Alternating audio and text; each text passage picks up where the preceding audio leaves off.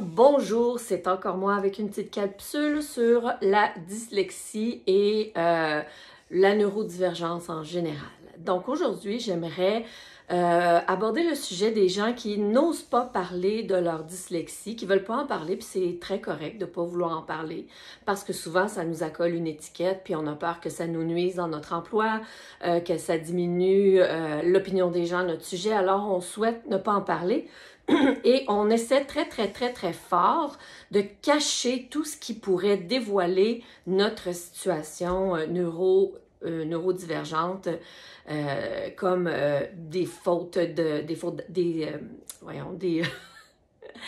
d'inattention, des trucs comme ça. On essaie vraiment très fort. On travaille en double pour biffer tout ce qui pourrait nous pointer du doigt pour dévaloriser nos compétences et tout ça. Ce que ça cause comme problème de vouloir cacher qui on est puis de travailler très fort à ce que ça paraisse pas, c'est que ça occupe une grande partie de notre attention pour justement faire en sorte que ça paraisse pas. Puis quand on passe une journée complète à faire en sorte que ça paraisse pas, bien, il y a une grande partie de notre attention qui est pas dédiée à ce qu'on pourrait faire de mieux. Parce que une partie de ton attention travaille à camoufler ta situation puis à être en hyper-vigilance tout le temps. Mais si tu pouvais mettre ça de côté puis être dans un milieu où les gens savent que tu fais de la dyslexie ou que tu as une autre sorte de neurodivergence puis que c'est bien accepté puis que on a mis en place des choses pour t'aider à pallier à tes défis, bien là, tu peux mettre toute ton attention puis toute ton énergie à faire ce que tu fais de mieux et être encore meilleur.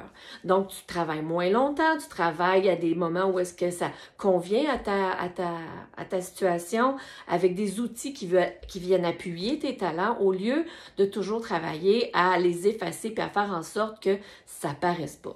C'est sûr que quand quelqu'un dit « T'es dyslexique? Oh mon Dieu, mais ça paraît pas! » Pour la personne, c'est peut-être un compliment, mais pour toi, ça veut dire que tu fais vraiment une bonne job à travailler à ce que ça paraisse pas. Donc, tu fais une moins bonne job à faire ce que tu pourrais faire de mieux, c'est-à-dire utiliser tes merveilleuses compétences de 10 dans ton travail.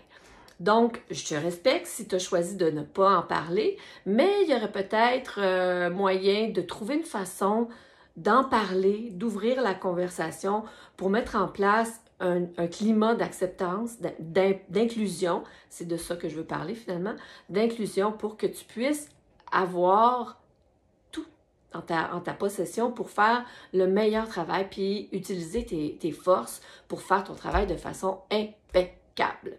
Voilà! Bonne journée!